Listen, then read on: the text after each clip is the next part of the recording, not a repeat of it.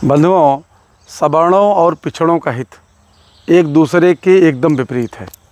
लेकिन हमारे लोग नासमझी में सवर्णों की नकल करते हैं। अगर आप सवर्ण की नकल कर रहे हैं तो सवर्णों के बराबरी, तो फिर आप बराबरी क्यों नहीं हैं? आप पिछड़े क्यों हैं? निश्चित रूप से आपके और उनके एक दूसरे के विपरीत हैं, सब कुछ आपके विपरीत है। जैसे मैं आपको उदाहरण बताऊं, जैसे रामचरितमानस, ये सवर्णों के ब्राह्मणों के वर्चस्व की बात की गई है, उनका महिमा मंडन किया गया है, लेकिन हमारे भी लोग उसको जो है भाई वो अपने दिल से चिपकाए रहें, वो उसका जो है महिमा मंडन जितना कर सके करें, चूँकि उनके हित की बात, उनको सम्मान दिया गया उसमें, लेकिन हमारे लोगों का अपमान किया गया, नीचहीन सब कुछ बताया गया, फिर भी हम लोग जो है उस पर समझ नहीं पाते हैं। इसी तरह मनुस्मृति है, मनुविधान में सवर्णों को, उच्च जातियों को श्रेष्ठ घोषित किया गया है, तमाम तरह से उनका जो है उनके वर्चस्व की बात की गई है, लेकिन हमारे लोग ये नहीं समझ पाते कि उसमें तो आपको नीचहीन, यहाँ तक कि आपको पढ़ने का अधिकार नहीं, आपको ज्ञान का अधिकार नहीं, तमाम तरह से आपके ऊपर प्रतिबंध लगाए गए हैं। तो फिर हम उनका, और वही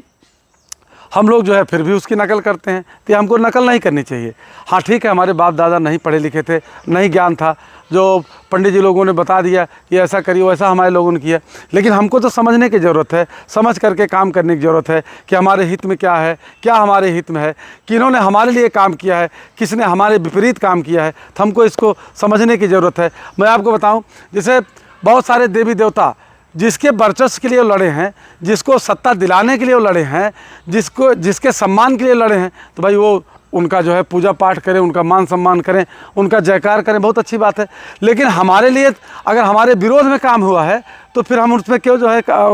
उनका मान सम्मान करें? तो ये बात हमको समझने की ज़रूरत है। तमाम जो है इस समय जो खुद को संत कहते हैं, जगत गुरु कहते हैं, हालांकि संत के लक्षण उसमें उनके न है नहीं, चूँकि संत जो होता है वो सर्व कल्याण की बात करता है, पूरी दुनिया में बिना राग द्वेष की बात करता है। लेकिन ये सवर्ण मानसिकता के लोग, मनवादी व्यवस्था के पोषक लोग, जो खुद को संत कहते हैं, खुद को महात्मा कहते हैं, खुद को जगत गुरु कहते हैं, और ये दिन भर टीवी पर या दिन भर जो है बाइट जो करते हैं, ये आरक्षण के विरोध में बाइट करते हैं, बाबा साहब अम्बेडकर के विरोध में बात करते हैं, संवैधानिक व्यवस्था में विरोध में बात करते हैं। और ऐसे लोग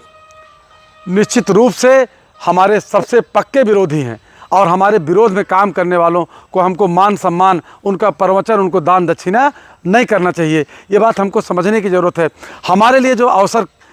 मिला, उस अवसर के लिए बाबा साहब अम्बेडकर संघर्ष किए, ज्योतिबा फूले, सावित्रीबाई फूले, इन लोगों ने, जिन लोगों ने संघर्ष किया, इनकी वजह से हम यहाँ हैं, इनकी वजह से हमको अवसर की समानता मिली, संविधान की व्यवस्था में हमको समानता मिली। तो हमको संविधान का सम्मान करना चाहिए, संविधान